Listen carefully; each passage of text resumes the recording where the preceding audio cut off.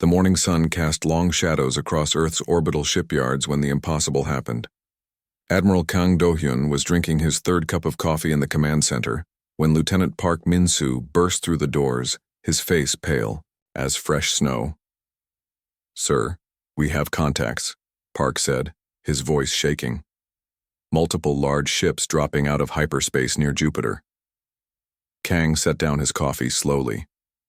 After 40 years in the Earth Defense Force, he had learned that panic never helped anyone. "How many ships, Lieutenant?" 217, sir. All massive. The smallest one is bigger than our largest battleship." The command center fell silent. Every technician, every officer, every person in the room turned to look at the main display screen. Red dots appeared one by one, forming a cloud around Jupiter's orbit. Each dot represented a ship larger than anything humanity had ever built. Kang walked to the main console and pressed the communication button. "This is Admiral Kang Do-hyun of the Earth Defense Force. Unknown vessels, please identify yourselves and state your intentions." The response came immediately, but not through their communication systems. Instead, a hologram appeared in the center of the command room. The figure was tall and thin, with pale blue skin and 4 arms. Its voice sounded like grinding metal. "I am Ambassador Veltar of the Vakari Empire. We speak for the Emperor who rules 847 star systems. Your species will now join our empire. You have 72 hours to surrender your military forces and prepare for integration." Kang studied the alien carefully. The creature wore elaborate robes covered in symbols that probably meant something important. Its eyes were completely black, like looking into deep space. "And if we refuse?" Kang asked. "Then you will be conquered. Your resistance will be noted and punished accordingly. This is not a negotiation. This is an announcement." The hologram disappeared, leaving the command center in stunned silence. Captain Lee Ji-soo had been standing near the back of the room during the exchange. She stepped forward, her expression calm despite the situation. "Sir, request permission to return to my ship." Kang nodded. "Granted. How long until the Taekwon is ready for combat?" "She's been ready since yesterday, sir. We finished the final tests on the new systems." "Good. Take her out and get a closer look at our visitors. But stay far away from them. We need to know what we're dealing with." Lee saluted and left the command center. As she walked through the corridors of the space station, her mind raced through everything she knew about the ship she commanded. The ESV Taekwon was humanity's newest warship, but calling it new was not quite right. It was humanity's newest experiment. The Taekwon looked nothing like the massive alien ships now surrounding Jupiter. Where the alien vessels were huge and impressive, the Taekwon was small and ugly. Where alien ships had smooth curves and bright lights, the Taekwon was all sharp angles and dark metal.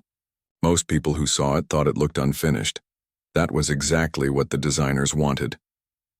Lee reached the docking bay and boarded a shuttle to her ship. The Taekwon floated in space like a sleeping predator, 800 meters of experimental technology wrapped in armor that looked like it had been hammered together in someone's garage. The ship's hull was covered in strange bumps and irregular shapes that served purposes most people could not guess.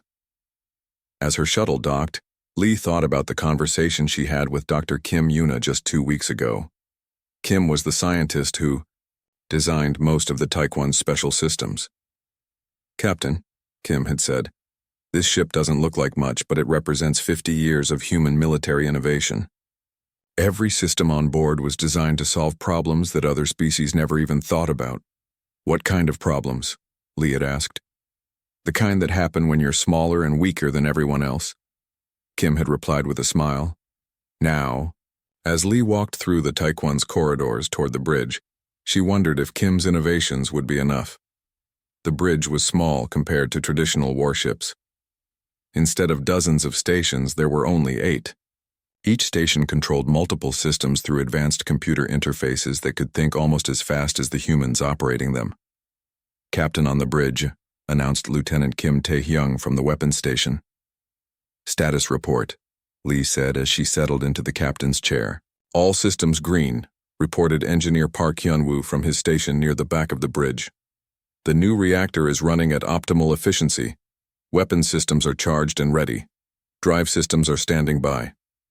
Good. Take us out nice. And slow. I want to get a look at our new neighbors. The Taekwon moved away from the orbital shipyard with the grace of a hunting cat. Its engines made no visible exhaust, no bright flares of light. The ship simply began moving, as if space itself was pulling it forward. As they approached the edge of Earth's gravity well, the alien fleet became visible on the main screen. Lee had seen large ships before, but nothing like this. The smallest alien vessel was the size of a city. The largest ones were so big they had their own gravity fields. "My God," whispered Ensign O. Yejin from the sensor station. "How do they even build ships that large?" "Very carefully, I imagine," Lee replied. "What are our sensors telling us about their capabilities?" "Standard energy weapons, sir. Plasma cannons, particle beams, fusion missiles. Their shields are strong but conventional. Everything reads as basic technology, just scaled up to enormous sizes." Lee frowned. "Basic technology?" "Yes, sir. It's like they took weapons designs from 100 years ago and just made them bigger. No innovation, no new approaches, just raw power." Park Hyun-woo looked up from his engineering console. "Captain, I'm seeing something interesting. Their ships are heavily armored, but they're not designed for maneuverability. Those things probably handle like flying mountains." "Interesting." Lee studied the display, watching the alien ships move in slow, predictable formations. "They're not built for fighting other warships. They're built for intimidation and bombardment." "Sir," O called out, "I'm detecting a communication beam from the lead alien ship. It's directed at Earth." "Put it on speaker." The voice of Ambassador Veltar filled the bridge, speaking to someone on Earth. "Your military assets have been cataloged and assessed. 12 primitive vessels armed with kinetic weapons and basic energy systems. Your largest ship measures 800 meters. Our escorts are larger than your flagships." Lee felt a cold anger building in her chest. The alien was talking about human ships like they were toys. "Your technology appears to be at least 200 years behind Vakari standards," Veltar continued. "Integration into the Empire will require complete reconstruction of your military infrastructure. Your current vessels will be scrapped as they serve no useful purpose." The communication ended. Lee stared at the main screen, watching the massive alien ships drift through space like floating cities. "Captain," Kim Tae-hyung said quietly, "they think we're primitives." "Yes, they do." Lee stood up and walked to the front of the bridge. "Park, how long until all our systems are fully operational?" "Everything's online now, sir. We could go to full combat status in 30 seconds. "Good. Oh, I want detailed scans of every alien ship. Find their weak points, their blind spots, their weapon signatures, everything." "Aye, sir."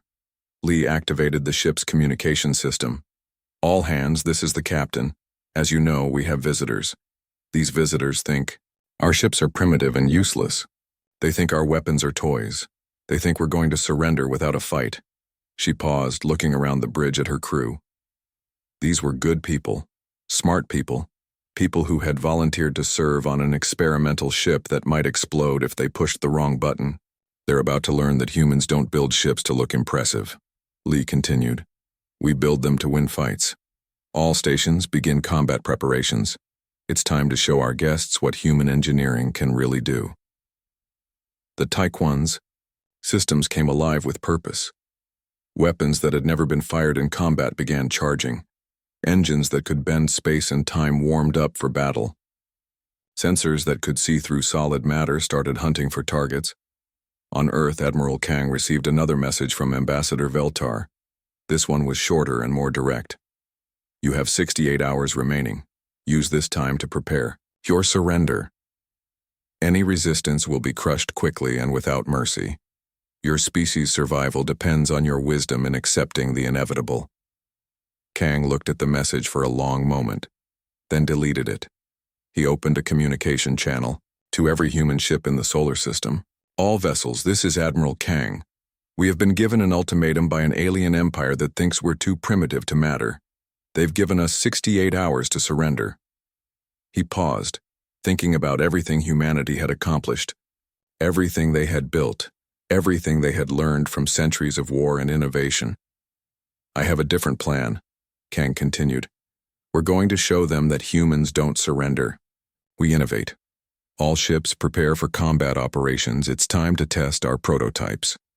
Across the solar system, human ships began to move.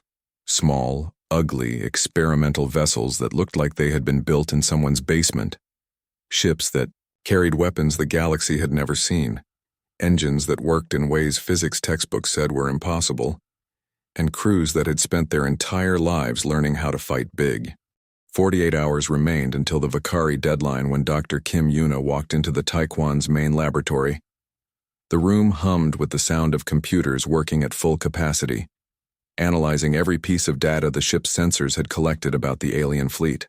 "Show me what we're dealing with," Kim said to her assistant, Dr. Nam Soo-young. Nam pulled up a holographic display of the largest Vakari ship. The massive vessel rotated slowly in the air between them, every detail captured by the Taekwon's advanced sensors. "It's impressive," Nam said. 3 kilometers long, heavily armored, equipped with dozens of plasma cannon arrays. The shield generators alone are larger than our entire ship. Kim studied the display carefully. "What about weaknesses?" "That's the interesting part. They don't seem to have considered the possibility of fighting smaller, faster opponents. All their weapons are designed for long-range bombardment. Their armor is incredibly thick, but it's uniform. No specialized protection against different types of attacks." "Show me their engine design." The hologram shifted to display the alien ship's rear section. Massive fusion engines dominated the back third of the vessel, glowing with barely contained energy. "Standard fusion rockets," Nam observed. "Very powerful, but inefficient. They can accelerate that ship to high speeds, but it takes enormous amounts of fuel and time." Kim nodded. "They built these ships to intimidate and overwhelm, not to fight." "Ma'am, there's something else. Our analysis of their communication signals suggests they've been using the same basic technology for over 1,000 years. They haven't innovated.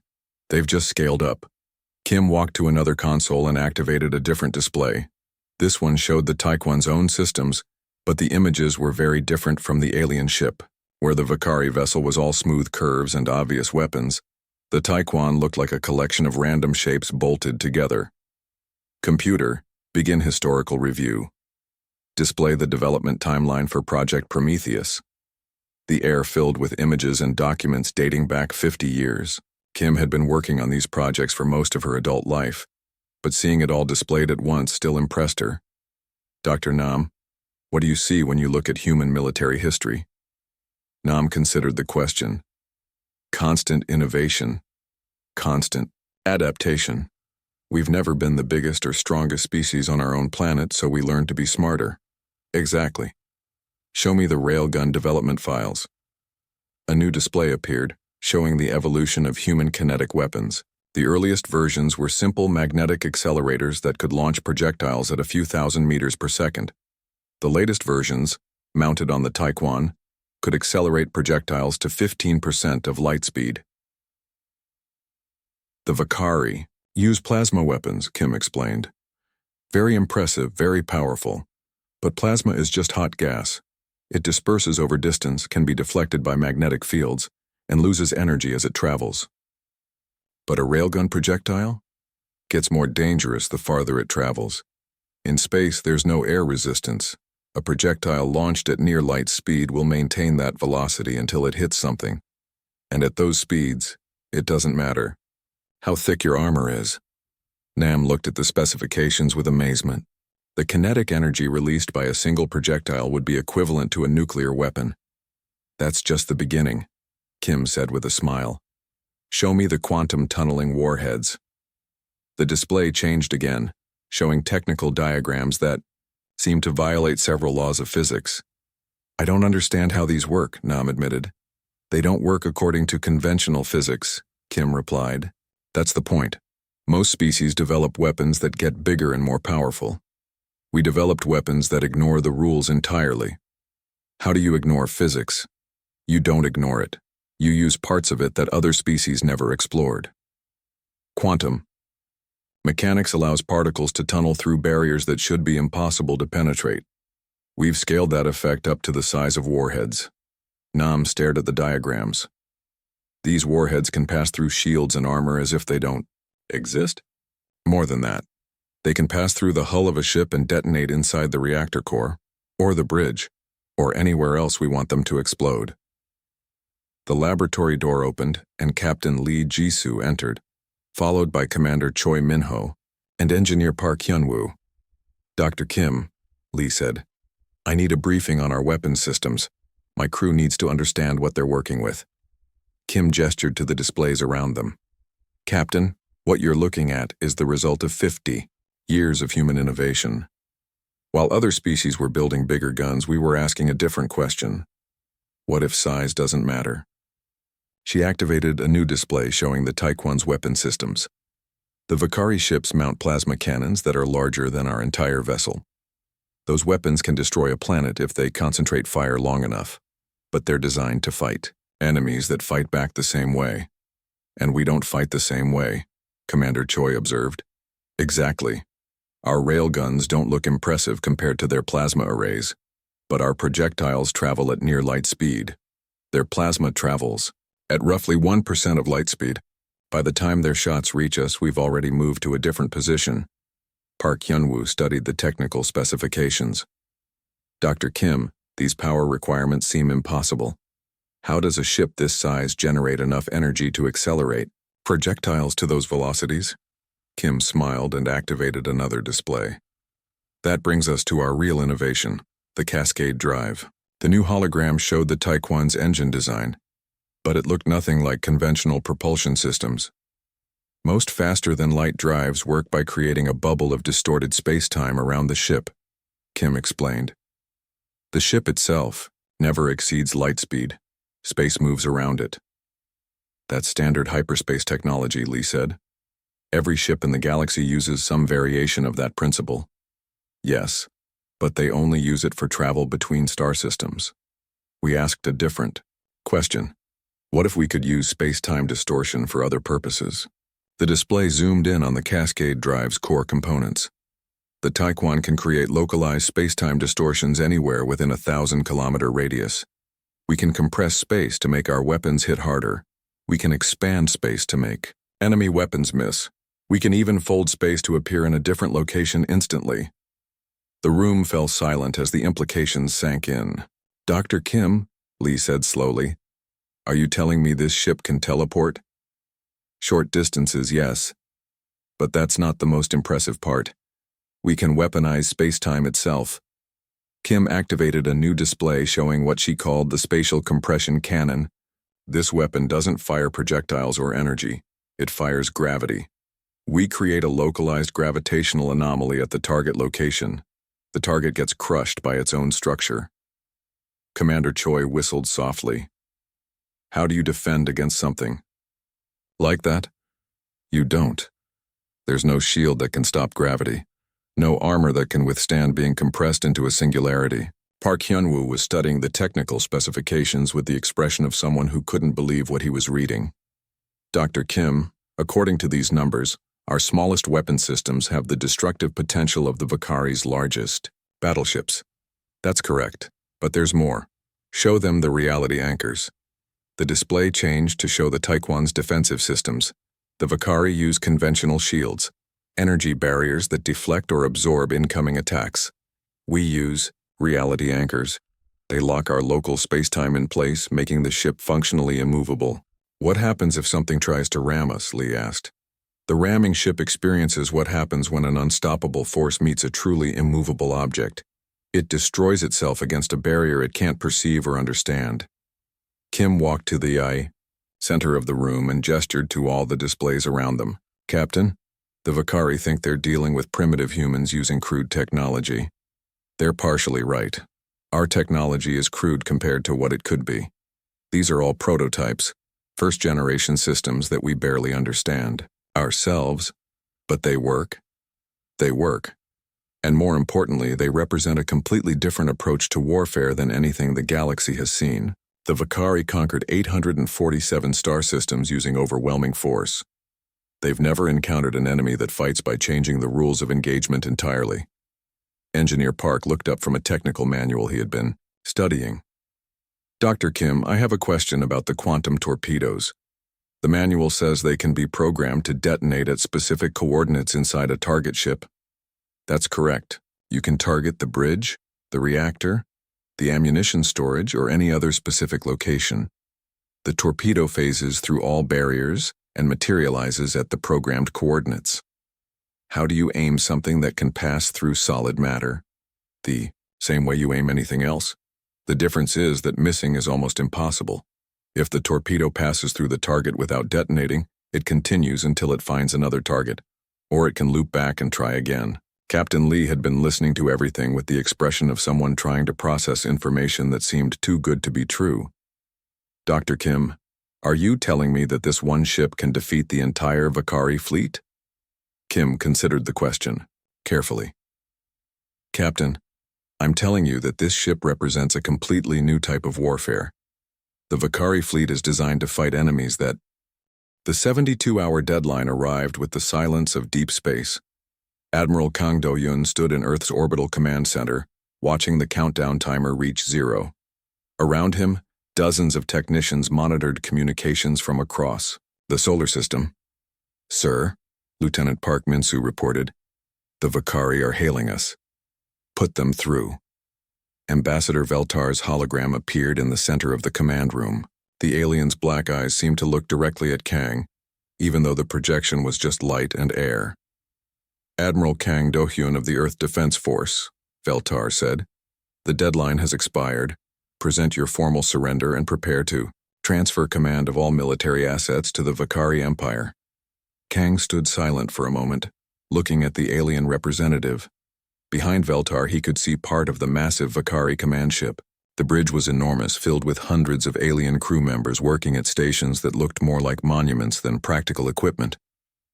Ambassador, Kang said finally, I have a message for your empire. Speak. No, Veltar's expression didn't change, but something in his posture suggested surprise. I do not understand. It's a simple word. It means we decline your offer. We will not surrender. We will not join your empire. We will defend our world and our people.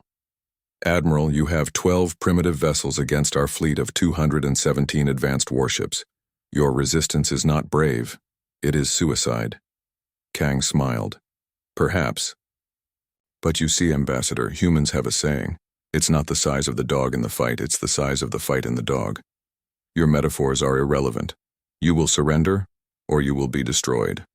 Then you'll have to destroy us, but I should warn you, we've had 72 hours to prepare. You might find us more difficult to destroy than you expect. Veltar's image flickered slightly as the alien transmitted something to his fleet. Very well, Admiral. We will demonstrate the futility of your resistance. Our fleet will begin with a demonstration bombardment of your moon. Perhaps witnessing the destruction of one of your celestial bodies will encourage wisdom. The hologram disappeared. Across the solar system, the Vakari fleet began to move. On the bridge of the ESV Taekwon, Captain Lee Ji-soo watched the alien ships change formation. The massive vessels moved slowly but purposefully, arranging themselves for a bombardment run on Earth's moon. They're really going to do it, Ensign Oh Yejin said from her sensor station. They're going to destroy the moon. No, Lee replied calmly. They're going to try to destroy the moon. There's a difference. Lieutenant Kim Tae-hyung looked up from the weapons console.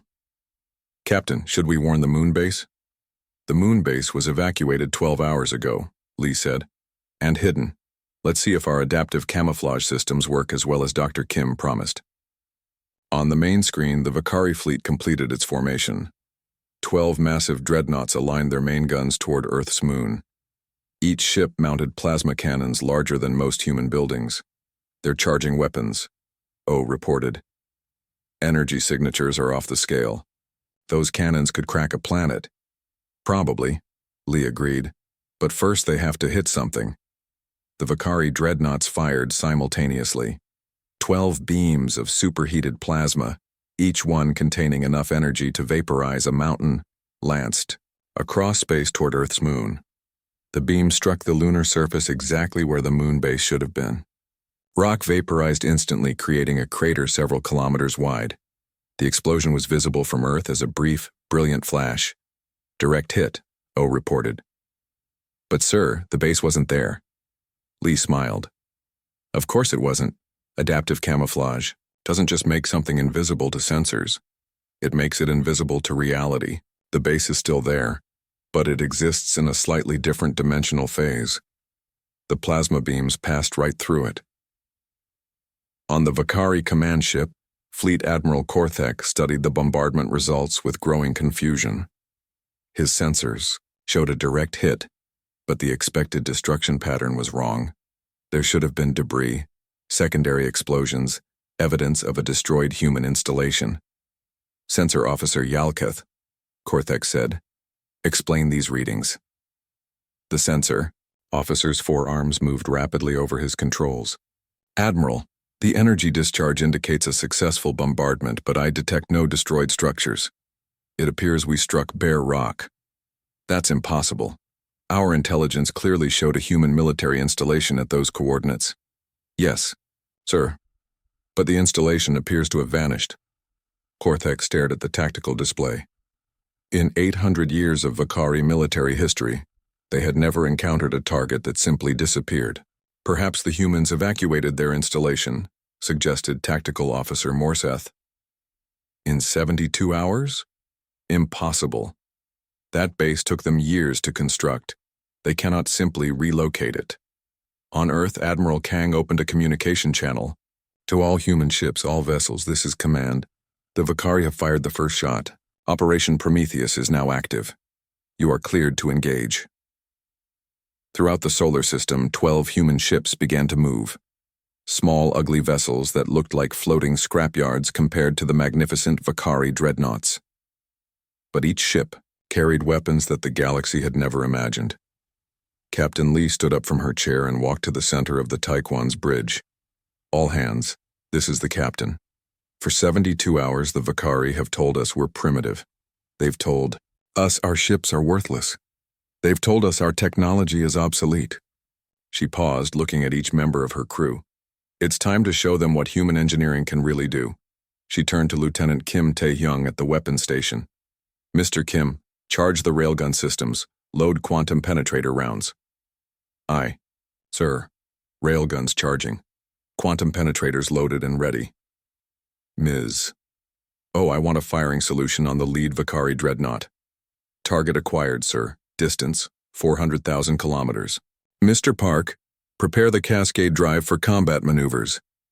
Engineer Park Hyun-woo's fingers danced over his controls. Cascade drive ready, Captain. We can be anywhere you want us to be. Lee walked back to her chair and sat down. Execute attack. Pattern Alpha.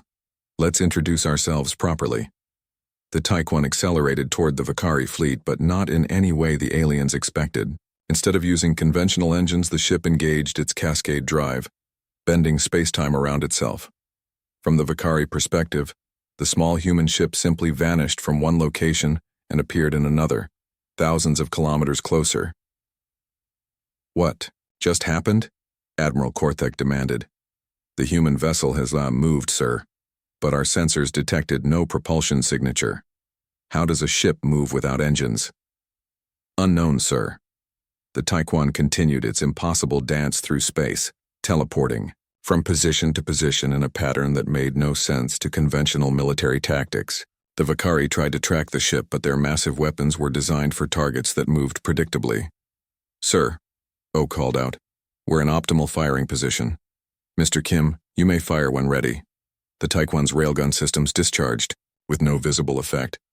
No flash of light, no exhaust trail, no indication that anything had happened. The weapon was completely silent in the vacuum of space. Admiral Korthek was studying tactical displays when his flagship suddenly shuddered violently. Alarms began blaring throughout the massive ship. Report! Korthek shouted over the noise. Sir, we've taken a hit. Severe damage to the primary reactor section. Impossible. No weapons were fired. Our sensors detected no incoming projectiles.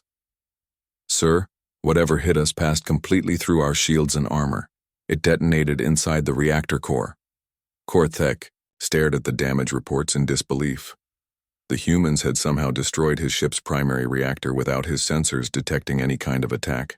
How is this possible? Unknown, sir. The projectile appeared to ignore our defensive systems entirely. On the Taekwon's bridge, Lieutenant Kim reported the results.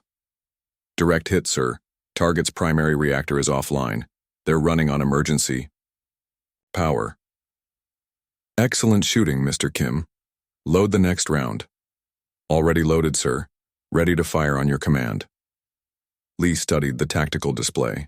The Vakari fleet was beginning to react to the damage to their flagship, but their movements were slow and confused. They clearly didn't understand what had happened or how to respond. The alien ships are changing formation, O reported. They're clustering together for mutual defense. Perfect, Lee said. They're making this easier for us.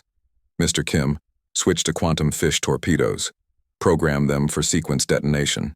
Quantum fish armed and programmed, sir. Ready to launch. Fire. The Taekwon launched a spread of 12 torpedoes that immediately vanished from all sensors. The quantum fish used the same phase-shifting technology as the moon base's camouflage system, allowing them to pass through solid matter until they reached their programmed detonation points. Admiral Korthek watched in horror as his clustered fleet began exploding from within.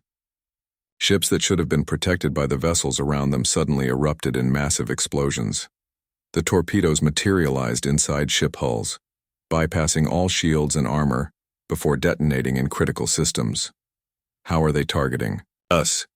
Korthek demanded. Their weapons pass through our defenses as if they don't exist.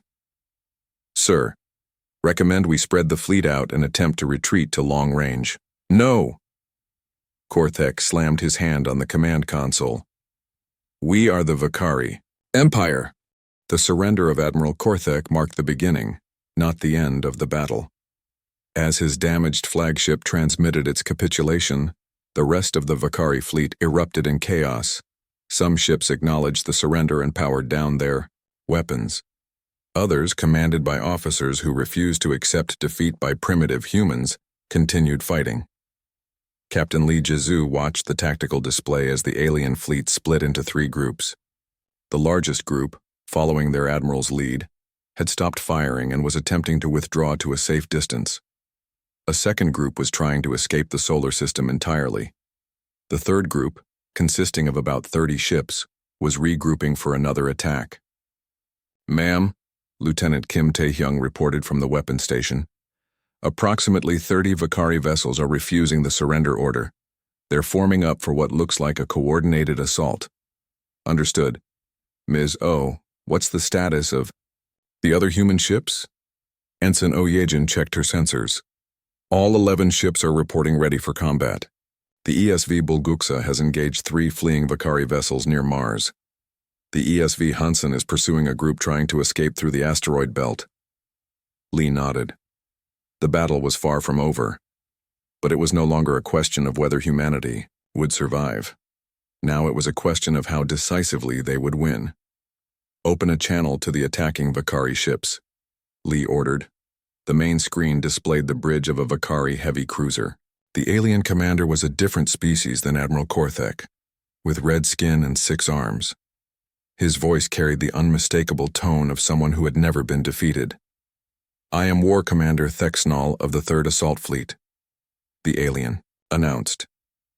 We do not recognize the surrender of the coward Korthek.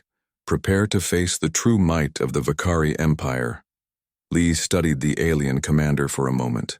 Unlike Korthek, who had seemed genuinely shocked by human capabilities, Thexnall radiated the confidence of someone who believed overwhelming force could solve any problem. War Commander, Lee replied. You've just watched us destroy half your fleet in less than an hour. Are you certain you want to continue this engagement? Your tricks worked against Korthek because he was unprepared. My ships are ready for your cowardly tactics. We will close to point-blank range where your illusions cannot save you. I see. In that case, let me demonstrate something you haven't seen yet. Lee turned to Engineer Park Hyunwoo. Mr. Park, prepare the reality anchor system for maximum effect. Sir, are you planning what I think you're planning? That depends on what you think I'm planning. Park grinned. Anchoring ourselves in normal space and letting them ram us? Exactly. Sometimes the best way to win a fight is to become an immovable object and let the unstoppable force destroy itself. The Taekwon moved to a position directly between the attacking Vakari ships and Earth. As the alien vessels accelerated toward them, Lee gave the order that would demonstrate humanity's most audacious defensive innovation. Activate reality anchors. Full power. Around the Taekwon, space itself became rigid. The ship's reality anchor system locked the local space-time continuum in place, making the vessel functionally part of the universe's fundamental structure. Nothing could move the ship from its position because moving it would require moving reality itself. War Commander Thexanol watched the human ship stop moving entirely. It simply hung in space, not even attempting to evade the incoming attack. They've given up, he declared. All ships ramming speed will show these humans what happens when courage meets cowardice. The 30 Vakari ships accelerated to maximum velocity, their massive hulls aimed directly at the small human vessel. Each ship massed millions of tons and was traveling at thousands of kilometers per second. The combined kinetic energy of the attack was enough to shatter a moon. On the Taekwon's bridge, the crew watched calmly as certain death approached at incredible speed. "Sir," Ensigno said quietly, "are we sure this is going to work?" "We're about to find out," Lee replied. "Mr. Park, is the reality anchor holding?" "Solid as the laws of physics, Captain. We're not going anywhere." The first Vakari ship struck the Taekwon at full ramming speed. Instead of the devastating collision Thexanol expected, something impossible happened. The alien ship crumpled like paper against an invisible barrier. The massive vessel, traveling at enormous velocity, struck an object that refused to move and destroyed itself in the attempt. The wreckage scattered around the Taekwon like rain, but the human ship remained, perfectly motionless, protected by laws of physics that the aliens didn't understand. "What happened?" Thexanol screamed at his sensor officer. "Sir, our lead ship appears to have struck some kind of barrier, but our sensors detect nothing between them and the human vessel." "Then what did they hit?" "Unknown, sir. It appears they collided with space itself." The second wave of ramming ships met the same fate. Massive Vakari vessels, each one larger than most human cities, shattered themselves against an enemy that simply refused to acknowledge their existence. The reality anchors made the Taekwon part of the fundamental structure of spacetime. Trying to move it was like trying to move the universe. War Commander Thexanol watched his entire assault fleet destroy itself against an enemy that wasn't even fighting back. Each ship that struck the human vessel simply ceased to exist, torn apart by forces that shouldn't be possible. "Retreat," he finally ordered. "All remaining ships, retreat immediately." But Captain Lee wasn't finished demonstrating human capabilities. "Mr. Kim," she said to her weapons officer, "I think it's time to show them our long-range systems. Target the fleeing ships with quantum entanglement torpedoes." "Sir, at this range, some of those ships are already past Jupiter's orbit. Distance is irrelevant to quantum entanglement, Lieutenant. Fire when ready." The Taekwon launched a spread of torpedoes that immediately vanished from normal space. Unlike conventional weapons that had to travel from point A to point B, quantum entanglement torpedoes simply appeared at their target locations instantaneously. Range, obstacles, and time were meaningless concepts to weapons that operated outside normal spacetime. Across the solar system, fleeing Vakari ships began exploding, without warning. Weapons that had been fired from near Earth materialized inside their hulls near Jupiter, Mars, and the asteroid belt. There was no defense against attacks that arrived before they were even launched. The few surviving Vakari ships that hadn't been destroyed or surrendered were now completely demoralized. These were veterans of hundreds of campaigns, warriors who had conquered entire star systems. But they had never faced an enemy that treated the fundamental laws of physics as suggestions rather than absolute rules. "This is War Commander Thexanol to all Vakari ships," came the transmission. "Cease all hostilities, surrender immediately. These humans, they fight with weapons we cannot comprehend." Captain Lee deactivated the reality anchors and allowed the Taekwon to return to normal space. Around the ship, debris from the destroyed ramming fleet drifted silently, testament to the futility of using conventional tactics against unconventional weapons. "Captain," Commander Choi observed, "we've just won the most one-sided naval battle in galactic history." "Have we?" Lee asked. "Check the status of our other ships. How did they perform?" Ensign O consulted her communications panel. "All human vessels report successful engagements, sir. The ESV Bulguksa destroyed 6 Vakari ships using adaptive phase missiles. The ESV Hansen used gravity bombs to collapse 3 ships into compressed matter. No human casualties reported." Lee nodded with satisfaction. "And the aliens?" "Vakari, fleet strength reduced from 217 ships to 43 functional vessels, sir. The rest have been destroyed or disabled." The magnitude of the victory was almost incomprehensible. In less than 4 hours, 12 human ships had destroyed or disabled over 170 alien vessels, many of them larger than human cities. "Ma'am," Lieutenant Kim said quietly, "the remaining Vakari ships are requesting permission to speak with you." "Put them through." The main screen displayed the bridges of multiple alien ships, commanders of different species, all wearing the uniforms of the Vakari Empire, looked at Captain Lee with expressions that ranged from shock to terror. "I am Captain Lee Jisoo of the Earth Defense Force," she announced. "I'm speaking to the commanders of the surviving Vakari vessels. You have a choice to make." She paused, looking at each alien face on the screen. "You can surrender unconditionally and accept whatever terms humanity offers, or you can continue fighting and discover what other weapons we haven't shown you yet."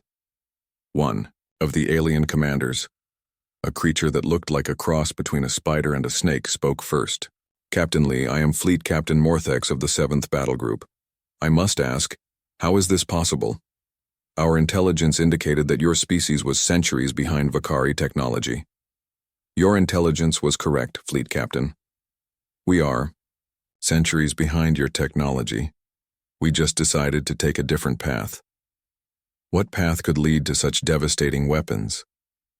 Lee thought about how to explain human innovation to aliens who had spent 1,000 years perfecting the same basics. "Technologies. Fleet Captain, your empire conquered 847 star systems using overwhelming force and superior numbers. You developed bigger guns, stronger shields, and larger ships. Every victory reinforced the belief that bigger was better.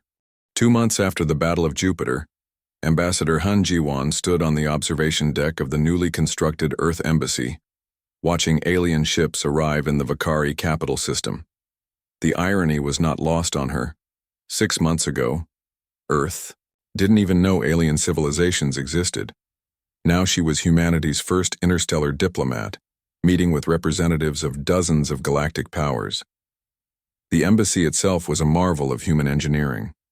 Built using the same reality manipulation technology that powered their warships, the structure existed partially outside normal space, making it impossible to attack or infiltrate by conventional means. To alien observers, it appeared as a simple building floating in space. To human engineers, it was a fortress that could withstand anything the galaxy might throw at it. "Ambassador," her aide, Lieutenant Park Jimin, announced, "The Vakari Emperor has agreed to meet with you. Also, we're receiving communication requests from 17 other galactic powers. They all want to establish diplomatic relations with Earth." Han smiled as she reviewed the list of species requesting meetings. 2 months ago, none of these civilizations had ever heard of humanity. Now they were all desperate to avoid becoming the next example of human military capabilities. "Schedule meetings with all of them," she said. "But make sure they understand our position. We're not interested in conquest or expansion. We simply want to be left alone to develop our own technology." "Yes, ma'am. Also, Captain Lee has arrived." For her debriefing with the diplomatic staff, Han turned from the observation window to see Captain Lee Jisoo enter the embassy's main conference room. The captain looked exactly the same as she had during the battle, calm, confident, and slightly amused by the chaos her victory had created. "Captain Lee," Han said, extending her hand, "congratulations on your promotion to Admiral. I understand. Earth Defense Command is building an entire fleet based on the Taekwon's design." Lee shook her hand and smiled. "Thank you, Ambassador. Actually, that's not quite accurate. We're not building copies of the Taekwon, we're building improved versions. Improved how? Dr. Kim Yuna has spent the last 2 months analyzing the battle data and identifying ways to make our weapons more effective. The new ships will be smaller, faster, and carry weapons that make the Taekwon look primitive. Han felt a mixture of pride and concern. Captain, Admiral Lee, the galaxy is already terrified of what we can do. If we keep improving our weapons, we might start a galactic arms race. With respect, Ambassador, the arms race already started. It started the moment the Vakari Empire decided to conquer Earth. The question now is whether we're going to stay ahead of it or let other species catch up to us. Lieutenant Park cleared his throat. Admiral, if I may ask, what kind of improvements are we talking about? Lee walked to the conference table and activated a holographic display showing the latest human ship designs. The Mark II vessels will be half the size of the Taekwon but twice as powerful. Instead of quantum tunneling warheads, they'll carry reality bombs, weapons that can delete a target from existence entirely. Delete from existence? Han asked. Remove them from the timeline, not destroy them. Make it so they never existed in the first place. We've also developed temporal loop torpedoes that can hit a target before they're fired, and dimensional shift engines that allow a ship to exist in multiple realities simultaneously. Han stared at the technical specifications with growing alarm. Admiral, these weapons sound like they could destabilize the universe itself, only if they're misused. That's why Earth Defense Command is being very careful about who gets access to them. The conference room doors opened and Dr. Kim Yuna entered, followed by Engineer Park Hyun-woo. Kim looked exhausted but excited, like someone who had been working on fascinating problems without sleeping for weeks. Ambassador Han, Kim said, I apologize for being late. I was putting the finishing touches on our new defensive systems. What kind of defensive systems? Kim activated another holographic display. Planetary reality anchors. We can now lock Earth's entire solar system in place, making it impossible for anyone to attack us using conventional faster-than-light travel. Park added, we've also completed the installation of quantum observation satellites throughout the galaxy. Any ship that approaches our space will be detected the moment it begins accelerating toward us, regardless of how far away it is. Han rubbed her temples.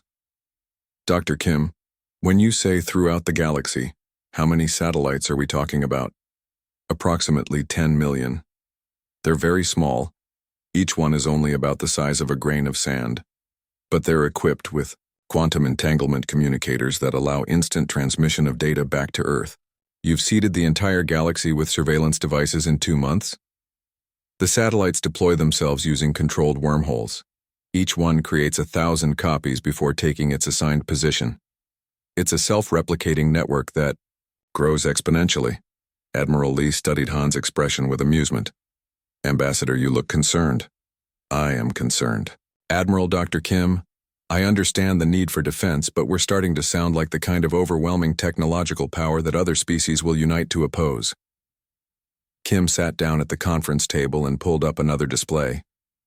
Ambassador, let me show you something that might change your perspective. The hologram displayed a map of the galaxy with hundreds of different colored regions representing various alien civilizations.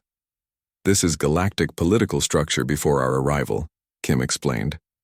847 systems controlled by the Vakari Empire, 300 systems under the Zephyrian Republic, 200 systems claimed by the Corvan Federation, and dozens of smaller powers scattered throughout the galaxy.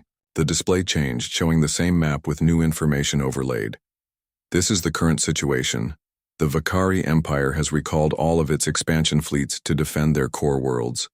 The Zephyrian Republic has suspended all military operations and is requesting peace treaties with their neighbors.